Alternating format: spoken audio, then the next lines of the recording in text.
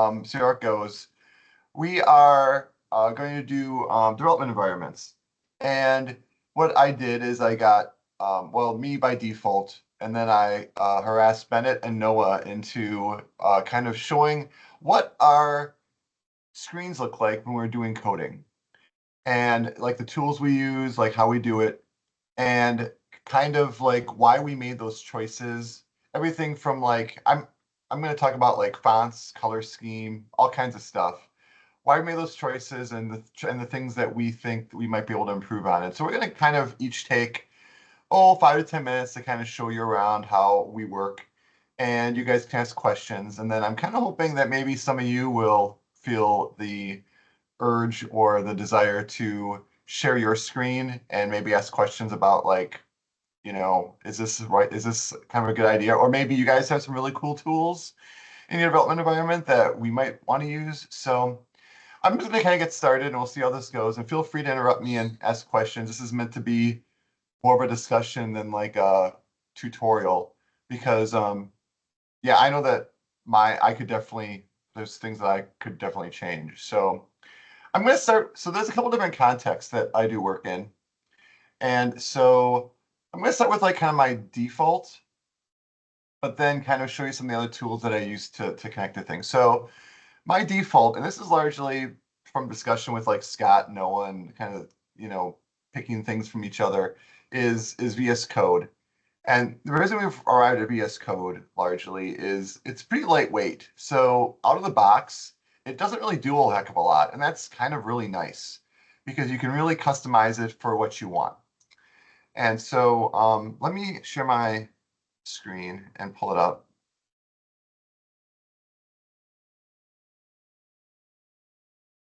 Oh, I gotta move all my little bars so I can see what I'm doing here. All right.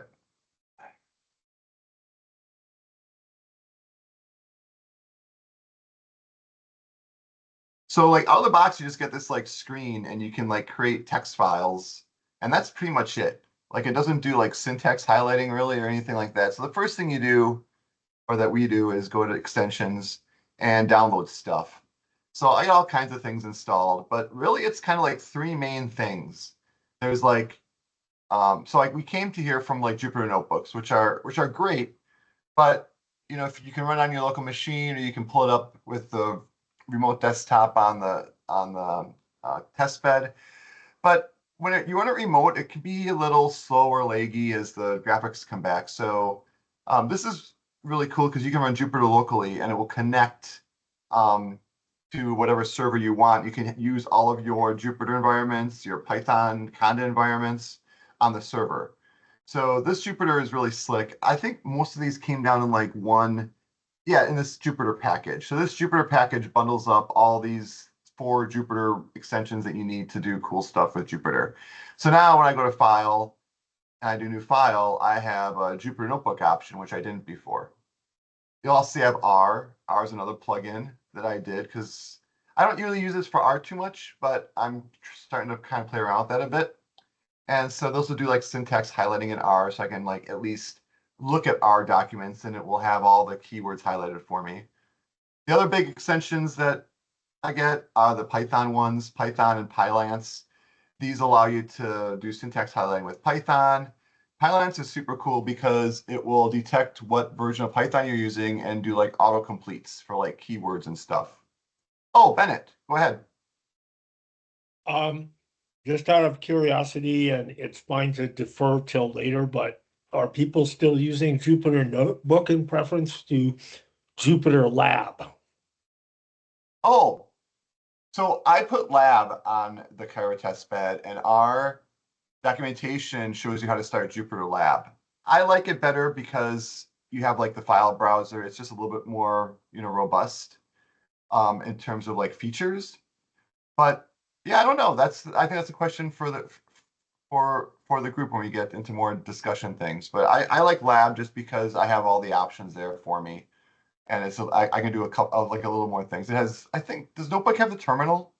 I like the terminal in there, so I like to have that available as well. They both have Okay. they both have pretty much the same functionality. You just get to it differently. Okay. Yeah. So yeah, I've been doing Jupyter Lab for a while, and to the point that I don't really know what Jupyter Notebook has anymore. So that's my take on it. And then the other big thing, oh, I have a couple of Git things that are cool, like Git ignore and Git lens is freaking amazing. You can like hover over a line and it'll tell you who committed it last and um, like what it was before the last commit. So Git lens is really cool to see like how code has evolved over time. And then the other big one that we use a lot are these remote ones. And so this allows you to run Visual Studio Code locally, so it's really performant, and then connect to servers or your WSL or Docker, um, just for files and for running the code. And so we use this quite a bit for connecting to editing code on the VACC to some degree, but really I use it a lot for editing code on the test bed. And again, that's just so that all my stuff runs locally, so it's really performant and I don't have to worry about like lag and stuff, and it's just a little bit more pleasant experience. So I'm going to wrap up kind of quick because I don't want to take too much time, but I have gone to prefer the dark modes. It's just way easier on my eyes. And there's a way in here to do themes. And I did it once and then I forgot about it because I didn't really need to do it again. But VS Code, you can download themes as well. And so I spent 15 minutes one day downloading themes and finding the right one that I like with the right, kind of highlights for the buttons and the right gray for the text and all that. And then I also spent a fair amount of time picking a font. So if you Google search like programming fonts, the first thing I wanted to look for was like a fixed width one so that all my characters were the same size. And that's also so that all my tabs line up when I do spaces. So that's kind of, I think, the first requirement of any programming font is that it has fixed length characters. But then there's some that like will do really cool things, like when you do a dash greater than in R, it will convert that to like a character arrow, and they'll do what do they call them? They're like there's a certain word they use for them, but they convert like very common like 2-character keystrokes to like do assignment and greater than less than into single characters that are really bold and like stand out. And so there's some fonts that are really neat that will really pull out some of the programming things, and it's fun to kind of play around with those.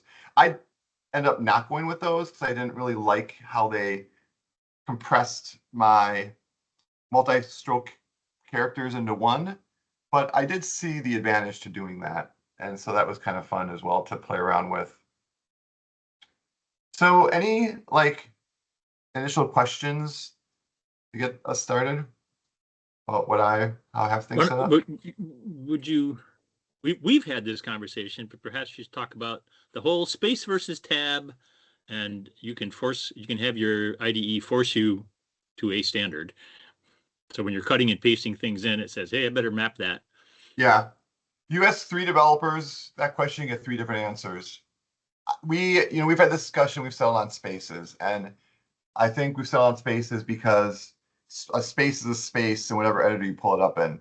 I wasn't so much telling you what you had to pick, but just that there are tools to help you get what you want. Oh yeah. Regardless of your source. Like if you're right. if you're cutting and pasting from another file, it'll map it. I think VS Code certainly has the ability to do that. 100%, 100%. And the reason we went space over tabs was, again, just because spaces are a space in whatever editor you pull them up in. And tabs can be like, our tabs 4 spaces, or our tabs 6 spaces, or our tabs 8 spaces. And you can figure it on a million different ways, which gives each developer a little flexibility. But we just ran into too many problems with like too many editors just default to spaces, and then you had to do conversion, and it became kind of a mess. So, yeah. But again, that's another kind of thing you can think about when you develop code, whether you want to stick with like spaces for indent or tabs. And in modern languages, it makes a big difference because Python cares what those look like. Mohammed. Deal? Yeah, so I have been using Lab for a long time, and I am thinking about using VS Code. And if you recall, for a lab, it's very simple. You go to the command prompt, activate the environment, and you can start using the lab. by activating the lab.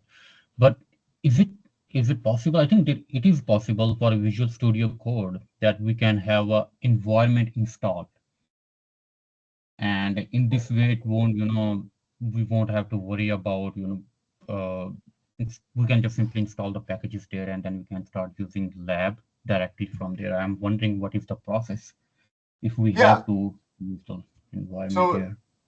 so we should talk like offline to get all the setup, but this thing is set up to do that. And so once you have it set up, which is basically a couple extensions, and then define where you want to connect to. Then if I want to connect to like the test bed, you'll see here, I have this linked right down here. Let's click on that. You'll see down here, it's opening my remote. It's running a couple things on the test bed so it can talk to the test bed. And now here's my code on the test bed.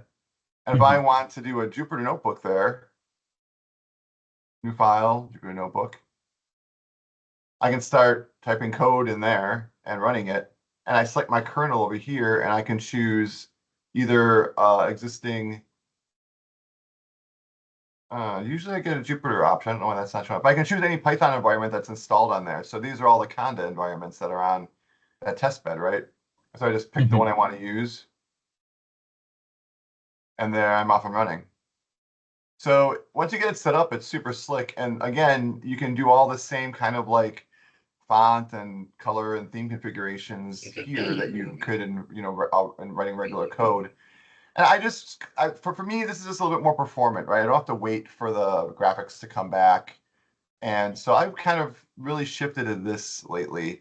There's a couple minor keystroke changes and things that don't quite work the same as Jupyter Notebook that I kind of liked in Jupyter Notebook, but I quickly got used to it, and I'm fine now. So the flexibility, the performance of this has just really overwhelmed in terms of the features that I kind of lose. Another weird thing I don't like to add cells, you have to like kind of hover over the side, and then you can get this little thing pops up. And I really like in Jupyter Notebook how you always have it up over here and can quickly find where to add things. But you just get used to it. And like I said, the performance running it locally to me is just outweighs any con of doing it remotely. But everyone's different. There's also keystrokes you can use to add new cells in the Jupyter Notebook on VS Code. Oh, there you go. Yeah, Noah does this much more often than I do, so he probably has some other cool stuff he's going to show you in a bit.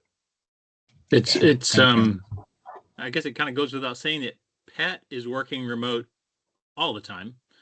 I mean, he's always got to have his Cisco tunnel hooked in and yes, to get in the firewall and access stuff.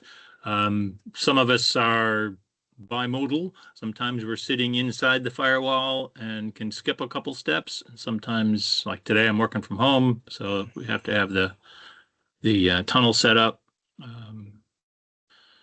So if you're not doing tunnels, it's certainly, I don't know how you're getting anything done. Yeah, and I'll also say too, my fiber connection when I lived in Portland, Oregon, like I could connect to the remote desktop and other things, and it was like the Mox was next door. My fiber connection in Portland was unbelievable. I still have a gigabyte fiber here in Milwaukee, but I definitely see the lag. Yeah. So I do make choices. I do make choices on which mode I'm working in. So I'll gravitate towards working on the VM because when I'm actually on campus, the lag is not nearly as severe. When I'm home and there's more than one of us streaming a video meeting and doing something else, and I definitely feel the button presses are a little laggy. Yeah. The keyboard in particular, I hate typing and I end up with 4 or 5 characters ahead of what I'm looking at. That's when I go to the local VS Code sort of options. Yeah. Cool. So, Bennett, you want to go next to give us a little break from like my team, and then we'll circle back around to Noah. Sure. I think I'm ready. So before I blast you with a screen and have to explain everything, The presumptions that I operate under are largely derived from who we talk to at the VAC. And the people that we talk to at the VAC are not regular programmers. Many of them are code and command line phobic. And many of them have a specific problem that they need to solve, and they are not going to be doing a lot of programming later. So one of the things that we do is we try to get them set up with something that has very few options to choose from, because then they don't get stuck choosing options and wondering what they all are and everything else. We've tried more complicated solutions, and Shelley, pardon me for speaking for you, but you've done this too, where we give people things and then they end up spending all their time configuring the software, and we lose an hour of consulting that could have been done getting research done to how do you set up your environment. So we have two things that we do, and I will share the screen now. Again, bearing in mind that this is supposed to be as simple as possible for somebody who is not a programmer and probably will not be doing a lot of code development. So the most basic, and my choice usually, because I have about 8 of these windows open every day, is just the terminal. You use a command line SSH. That's provided from Mac terminal, from the command prompt on Windows 10 and 11, and from the PowerShell prompt on Windows 10 and 11. So getting somebody to do SSH and getting this prompt is really quite simple. You just teach them the right SSH command and they're in. Then you have to worry about teaching them enough about the command line and Linux directories and CDs and so forth and so on, but that's relatively straightforward. When people have to use an editor, we almost always start them with Nano. Nano gives you a very simple, straightforward sort of a thing. Once people figure out what the ~G stands for, or the ~O or so forth, control character, right? It has built-in help. You can use page up and page down. It tells you what you can do. And if getting out is easy, it prompts you to write a file, etc. We've been over the last, 6 years that Shelley and I have been doing this, and I had many years before that. We've been pretty successful in getting people working with Nano in under 15 minutes. So for us, when we have an hour consulting appointment and they're just trying to figure out how to get an R script to go, this is a pretty lightweight environment to work with, okay? Second to this, if somebody needs to use Jupyter or some other thing like that, we will often take them to the on-demand, which is the graphical interface to the VAC. There are a number of applications, right? RStudio, MATLAB, Jupyter Lab Notebook. I would typically, depending on what it is that they have, would start them with a desktop. And a desktop will give them something that looks like this. And from here, we have down below, they can open a terminal, which looks just like the terminal on their Mac or their Windows machine.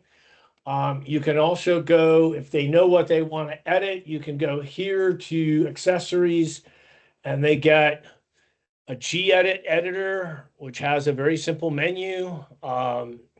So it'll take me here. And then if I want to open a file, let's see, it's just here. I can use my cursor, I can use my mouse, etc. And again, right, it's just got it's an easy editor without a lot of features. It does have some syntax highlighting, etc. So there's that. There are if people need to look at images, there are image viewers and so forth. And then the nice thing about it is it has a logout button. If they just close this window, which is this VNC window, the job continues to run. So it's taking up resources that other people can't use. And in environments where real money is charged for time, it also inflates the bill. You can always go back and get your thing. So if you've got a For example, a MATLAB, we used to have people that run simulations from the engineering college and MATLAB fairly often. They would take 3 or 4 hours to run. Person could get onto the on-demand. They start their MATLAB simulation. They close the window. They go to lunch. They come back and they can get their window back. And then the picture that they wanted to draw is just sitting there. They can see the airflow through the turbines, et cetera, et cetera. And then logging out is pretty simple. Goes like that. And then this page will change to a finished job. And then there's some debugging information that is retained, and you can just make that go away. So to give you an idea of what the request looks like, it's basically all of the same fields that you would get if you were filling out an SBatch job script to run on the VAC, for those of you who've done that. So it wants to know who gets charged, which machines to use. Do you care about having InfiniBand with a low latency network? Most people these days don't, because MPI is no longer like predominantly used on the HPC clusters. You can ask for 1 or more nodes, 1 or more hours, cores, memory. You click launch, and then it opens up that window that I showed you a minute ago. There's also a thing here where you can just log in to a prompt directly from here without having to go to the desktop. So this is also, if you have people who are having difficulty getting SSH on their command line, this is an alternative that puts people into a browser where some people seem to be a lot more comfortable. I'm on the staff here, so I have to duo. Anybody else would be asked for their password, or if they've got SSH keys set up, it might just work. In fact, it would just work, I think. Exit like this. You can also use on demand to copy files back and forth between the user's computer and the VACC. This is good for code, text files, things that are not terribly huge. It is going through a web server, which is probably going through the VPN, which is going to be slow. So I would not recommend that anybody try to copy files that are over a gigabyte or so. If you've got a large, complicated code project, I would probably recommend that you tar it up, copy it, and then untar it on the other end. And then you can do updates 1 file at a time. So that's kind of pretty much everything. I just want to make sure everybody sort of knew that these things were available to them. And what our sort of what our criteria for a development environment really is here, which is quite literally getting somebody who's not a programmer, who has a simple problem that they want to get solved right away. And this seems to be pretty successful for us. So questions, comments? Hey, Ben, I was going to ask you to show Jupyter quick through Open On Demand. Oh, yeah, I can do that. Maybe. Okay, you want me to share again? Huh? Yeah, because I think that's super slick too. And it's kind of a way to do it without going through the desktop. Okay, the address has recently changed for anybody who's used to going to VAC on demand. It's now ondemand.vac.uvm. This is the Red Hat 9 cluster. Authentication can take as long as running your code sometimes.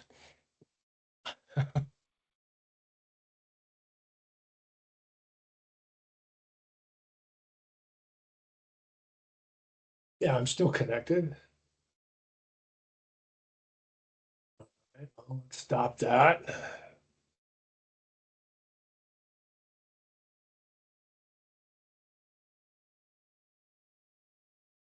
Sometimes you just have to try it more than once. Okay, so request was, what does a Jupyter? So the request form lets you pick Jupyter Lab or Jupyter Notebook. You have to pick an account. A lot of people are only going to have one account, in which case it will default to the right one because you don't have any choices. I'm on staff and I have several accounts that I can use. There are an increasing number of people who are collaborating with multiple labs or multiple PIs that have accounts on the VACC. So we have in the last year introduced the capability of having people associated with more than one PI account.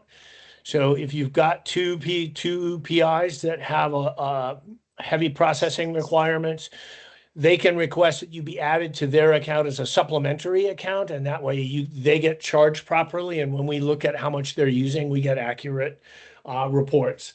So that's what the accounts thing is for those who haven't used it before. Partitions, again, are you just pick whichever you want. I'm going to use short, otherwise it won't start on time. InfiniBand options, you pick a Python version. We give you several to choose from. There is software, and there are a number of Python packages out there that won't run with Python 3.10 or 3.11. 3.9 has been pretty stable as far as backwards compatibility. I'll just do number of hours one. For Python, you almost never want to have more than one node. I'm sure that you're all aware it's difficult to get Python to talk to multiple processes, much less multiple nodes. And cores and memory. If there are additional modules that need to be loaded, you can give module load commands that will be executed before the notebook starts so that the environment will carry into the notebook. This is a requirement, for example, if you need to have VAC installed geospatial libraries or some other numerical libraries available to your Python. Similarly, if it's not something that's module, but you have a setup file that adds environment variables, paths, library paths, etc., you can put that into a file and tell it to source that file prior to starting your Jupyter environment. There isn't any way within the Jupyter environments to load additional libraries that your Jupyter kernels will actually be able to recognize, simply because of the way process trees work. So I don't have any of that. We launch. It's lazy, so it sits in the queue rather than standing or waiting. One thing I want to point out too on the previous page too, you notice that for when you chose the partition, you could choose have GPUs on deep green. So you can so all the folks that are doing AI and using TensorFlow and stuff, choose the NV GPU and you can do all your GPU stuff through the VAC as well. It's kind of cool. Right. So we have two different types of GPUs now in that same partition. So if you have a requirement to use a specific one because of memory needs or something, you can identify which one by one of the extra fields that pops up when you select the GPU partition. So we have the V100s and the A100s. right. Very cool. If anybody ends up working for the SOX people, please let us know. There's a pool of machines that they have access to that the general, if you'll pardon my language, the ruck and the bobtail just don't have access to. Okay, so I can come back here now. Anytime you lose track of this guy, because you saw I went back over here, you can use this My Interactive Sessions. If you're like me and you want to have multiple windows open, you'll notice that it just becomes these little page things. I think it took me 1.5 years to figure out that these were actually supposed to be browser windows. Anyway, so you get back here and you connect to Jupyter. And then it thinks about it for a while, and lo and behold, is what Jupyter Lab looks like. And it's also really nice because this runs, you're basically running kind of Jupyter Lab in your local browser. So again, it's pretty performant in comparison to doing what we do on the test bed. And the reason why, so that's one of the nice things about having Open On Demand is having some of these interactive apps that can run kind of in your browser, in your local browser versus on the server. So we have instructions. We have instructions so that you can install. You do have to go through an extra installation process using IPyKernel to install the kernel if you've got libraries, Python libraries that you need that are not part of the regular installation. I think we have a write-up on that on the documentation. So if anybody needs that, let us know, and we'll send you off to the documentation for doing that. So it really is pretty flexible. As you can see, you know, we can run cells in the normal way, et cetera, et cetera. So then here again, it's a situation where you need to remember to use the Python interfaces, close this, not just close the window, because if I just close the window, I leave the page, but I refresh the page and it's actually still there waiting for me to do something else. So you would want to go here and shut down and say yes, and that says this, and that then releases the machines that you have requested for this job for other people to use. Someday we're going to start charging you money, so it's best to get in the habit of doing this right. Otherwise, you're going to get a surprising statement from PayPal. Questions? I can show you what the Jupyter notebook looked like too. It's pretty much the same. I was going to ask, do you have a janitor right now that goes and finds these sort of dangling sessions, or? No, we don't. For those of us who might have some out there that we don't remember. You can always, if you have a job running, just log in and go to my interactive sessions. And if there's something running, I'll show you. There you go. I don't have a way to track down bad people who went away and left stuff running. Yeah, we don't know if it was intentional or not either. Well, that's true. I mean, it's hard to cover. Yeah. So that's why we try to tell you we're calling on your inner altruist to be nice to other people. So we have a couple of our own VMs that we run stuff on, and I'll often, do no hops or disconnects and use screen to leave something running on purpose. Like I'm using it to, to run a web portal or something, development. It's like I need it running when I'm not on it. So yeah. The difference between a TMUX and a Jupyter notebook obviously is going to be, are you just holding the command prompt, or do you actually have something that has stolen server running? Yeah. So Sharia, did you have a question? You guys kind of answered it along the way. Thanks. Oh, what was it anyway? I was gonna ask, because I was trying to figure out a way where I could keep the open on-demand Jupyter lab environment running, because I have huge deep learning models that take several hours, several days to finish running. But I wanted to keep it on the interactive mode so that I could keep checking the progress of the model in terms of percentage. And if there was anything that blew up, I could stop it, fix the code, and then give it another iteration for running. But I usually just have to leave my CPU running and connected to connected to UVM's network overnight for how many ever days it takes. Yeah, so for both of the circumstances that Scott and I just mentioned, one would be TMUX or screen. They essentially do the same. If you need to do it in a command line, you can start whatever it is you're doing in there. You can log out, shut your computer, go have a nice weekend, come back on Monday. You log in and you type TMUX connect or attach, I guess it is, or screen attach, and your stuff is sitting there right there. The only problem I've ever had with that is the size of the scroll back buffers. So I've been known, because I'm particularly talented, to get 30,000 lines of error messages. So I now set my scroll back buffers to 200,000 lines. But getting to them is different. Similar with on-demand, if you just close the window, you can shut off your VPN, you can go away, you can wake up the next day, you start the VPN, you reconnect, go to your interactive session, and your desktop is there waiting for you. It's like walking back into the office. And like I said, if it's going to be doing work, we really don't mind that so much. But if you think it's going to be 2 hours, don't start it at 5 and then come back at 8 the next morning when it's had 10 hours of idle time for 2 hours of processing. It's just the usual sort of courtesy and convenience thing. So anybody else got questions? Cool. So Noah, I know that we have kind of given an overview of two of the main things that you use a lot. Both Noah and I Yeah. use on demand. Noah uses it every day. I use it on coding days. Let's call them that. Days I actually get to do code.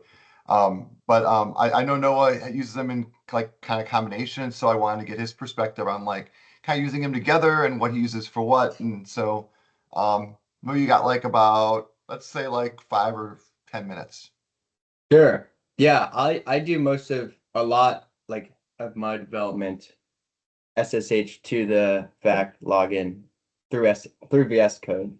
So that's kind of a combination of VS Code and then also using the resources on the VAC. So I can kind of share some tips and some like sort of things I use, kind of navigating both of those.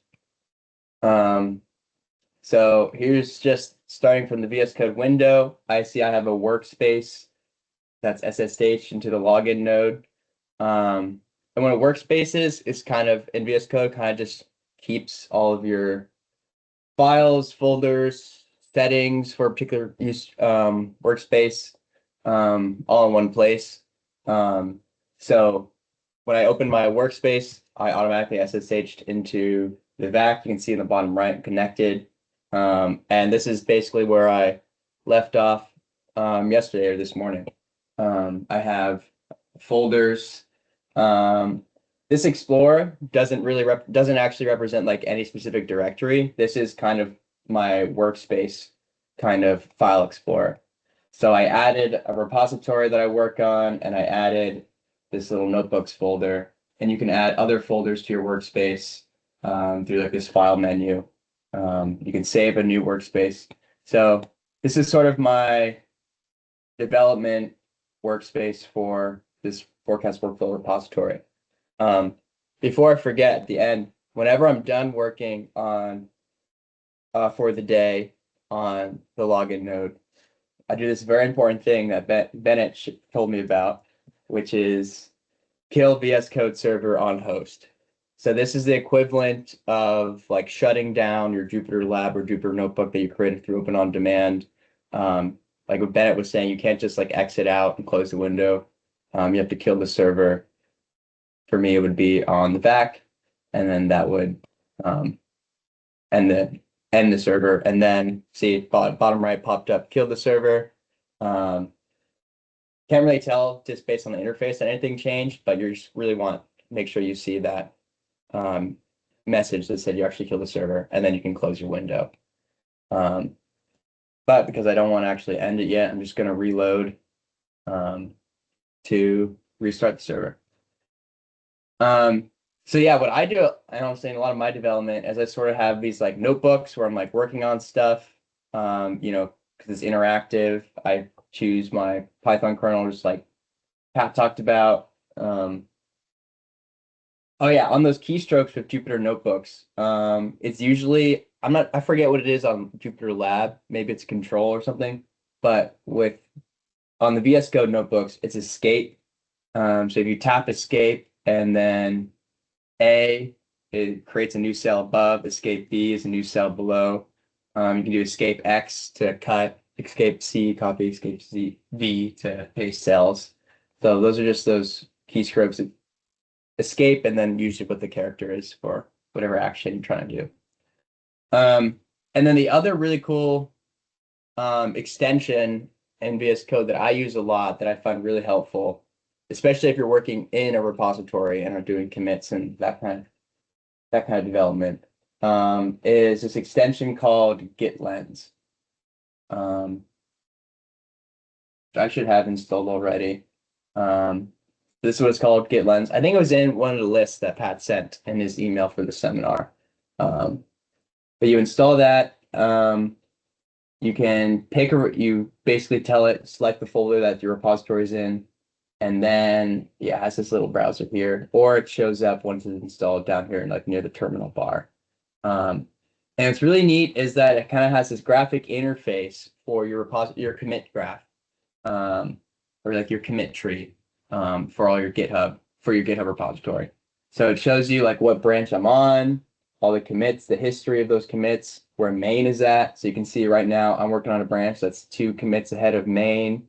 It has a whole history, so you can see other branches that were created and merged back in. And it goes all the way back to the inception of, you can see, initial commit 18 months ago, like, all the way back there. And it's really handy because you can like check out any sort of commit. It's going to tell you all this information, like when it was, like what files were changed, what pull request it was in. And even when you're like in code, if you sort of like hover over a line, you can see it tells you like, and this is kind of hard to read maybe, but like great text, oh, there we go. Little box popped up where that exact line came from. So that's super helpful for like seeing where different parts of your code came from. And the other thing that is really cool, you can see your work in progress. And you can kind of see the changes that pop up, that are in your current working tree, and decide what you want to stage and what you don't want to stage. And the other neat thing that you can do in VS Code, this is not a GitLens extension or feature per se, but if you click on this source control, like this little branch icon that shows up by default for your VS Code, you can also do the same thing. So you don't need GitLens necessarily for this, but if you click on source control, you can see your changes. And then say I didn't want to commit all the changes in this file. Maybe it may only make sense to commit part of it. You can highlight, right click, stage selected ranges. And then, so now you can see I have just these changes for this file staged for commit. So that's really handy if you don't want to, like, if you've made a bunch of changes for a file for different purposes and just logically it makes sense to put all those changes in different commits. You can easily do that or unstage. I was telling Benjamin this last week, we were talking about VS Code and GitLens. You can also do that with GitLens in the bottom right here, like I was showing you earlier. But for whatever reason, I try to stage selected ranges.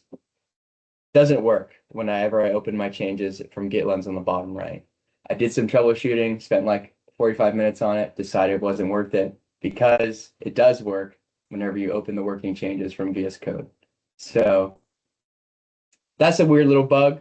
I just thought I'd share that in case anyone tries it. It's like, why is that not working on what if I GitLens extension? Try it from the VS Code source control. It might work, it might save you a headache.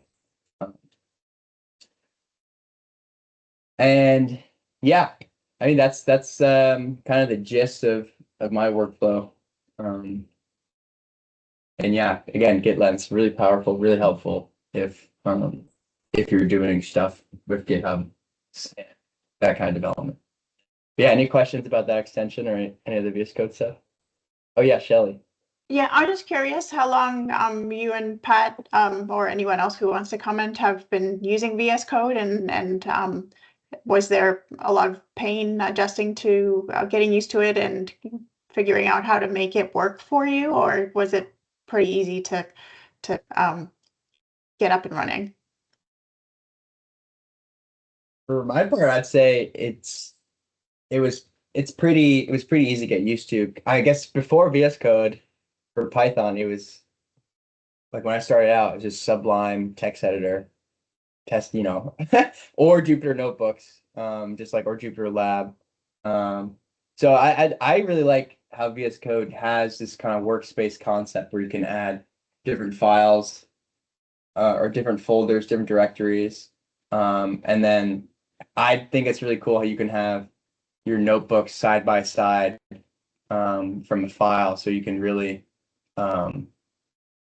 test, develop in your notebook and really make sure your code's doing what you want it to do, and then paste it into your file. Or Ryan put this in the chat a bit earlier. There's this really cool feature where I think if you highlight part of a file, there should be an option to run an interactive window. So you can run selection or run your current file, a couple of different options. But if I try to run a selection, it's going to open like this Jupyter notebook connected to the whatever kernel I guess I was by default or last time, and then it's going to run that selection. So that's really cool for quick testing, or maybe you want to run a quick bit of code, do a quick little modification, rather than try to set up a whole nother notebook to develop the file. So that's kind of a cool little trick. But yeah, to answer your question, Shelley, I would say it's been very handy. And there's been stuff, tricks and tips that have taken a few months to learn, or like that I didn't know about till having a lot of experience with it. But overall, I'd say it's been very helpful. So have you been using it just like for a few months, like 2 years, or how long? Because it seems like you know lots of tricks and how to make it work very efficiently. So I was just curious how getting up to speed. No, you've been doing it since you got here, basically, right? So 18 months? Yeah, I'll Yeah. pop in on that. I think Pat did some initial groundwork and sort of figured out what he liked and shared it with me maybe 2 years ago. Okay. And I flip flop back and forth for a few other things, but VS Code seems to me go back to it. I always keep. I'm definitely old school.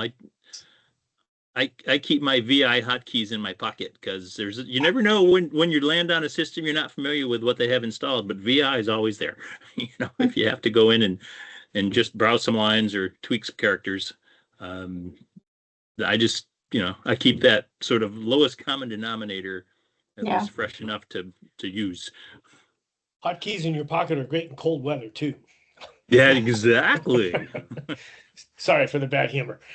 Benjamin.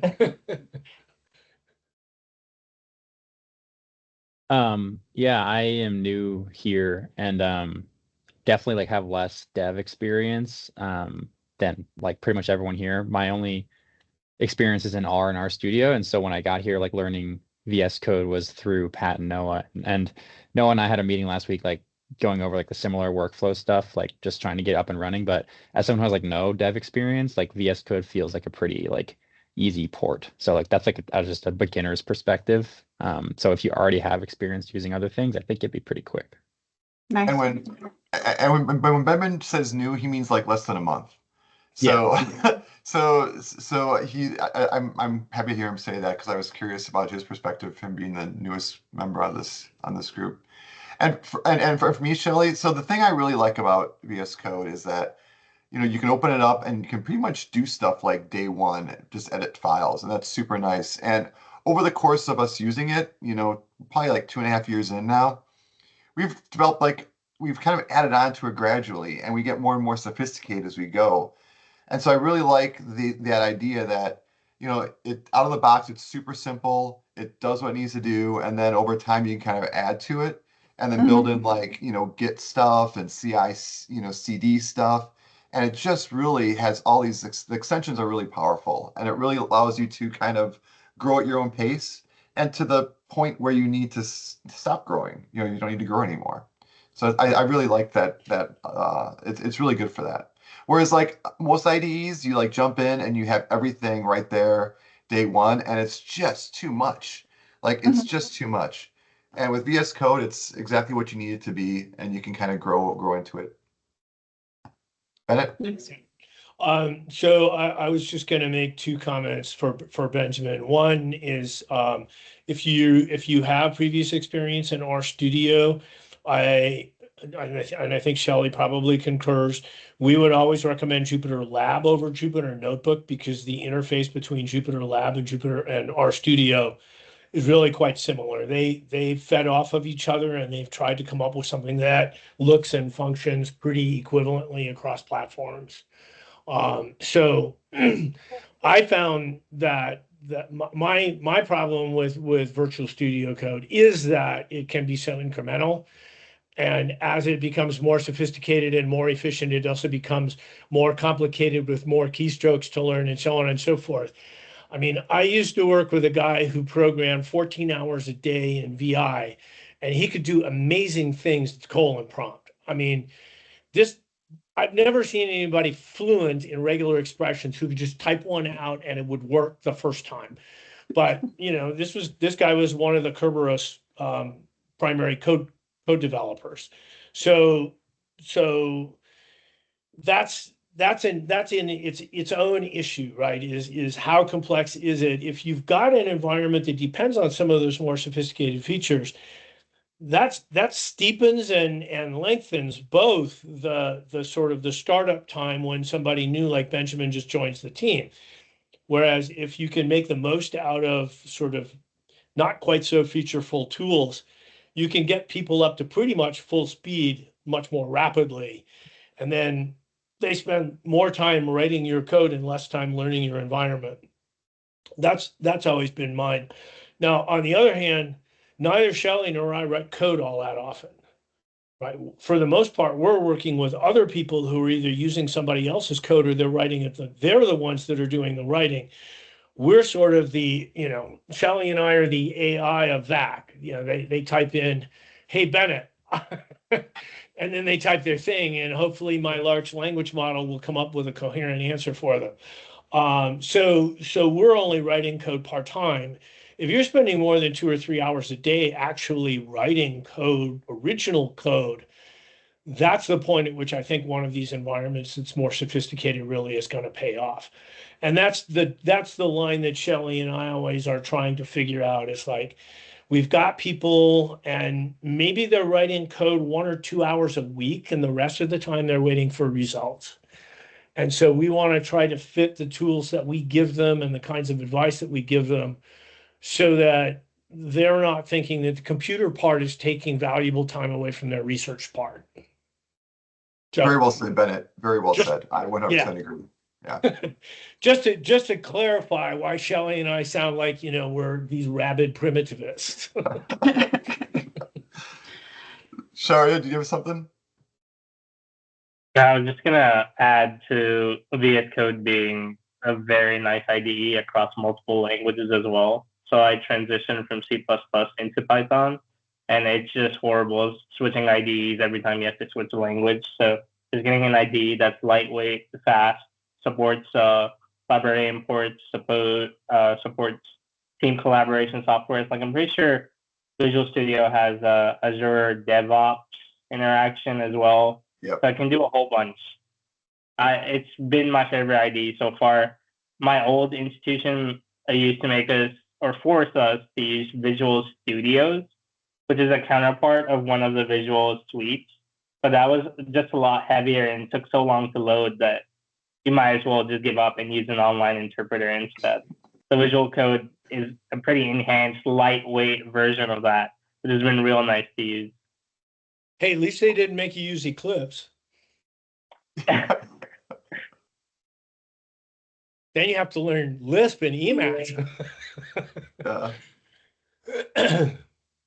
Yeah, I agree, Alexander. I use it with WSL now too. I use and it's slick. It's slick as heck because it just connects to your WSL on your Windows and it's seamless. It's really nice. I agree. Yeah, I wish that WS Code was a default installation on every Windows, because when it comes to using the command line on Windows, we'd much rather have people using the Ubuntu that's in their WSL than whatever editors and prompt is in Bash, or the command prompt or the PowerShell. And the other advantage is it's a Bash shell, which means that anything that they learn how to do in their WSL terminal, the syntax and the commands, even though the directory paths are different, at least the commands and the programming structures are the same when they get to the VAC. And so it just makes life so much easier to go back and forth between your platforms if the interface and the syntax is mostly the same. Yeah. So. Yeah. So those of you that work with me know that, as a lot Windows users will come and ask for like our help in setting up packages in R. And one of the first things that we do now is say, well, let's install it on WSL instead. The packages just work better, especially when you start throwing all kinds of things, packages together. And so we have a lot of Windows users now that use R Studio or R in their WSL instead of in Windows. It's just the package management is so much nicer. Yep.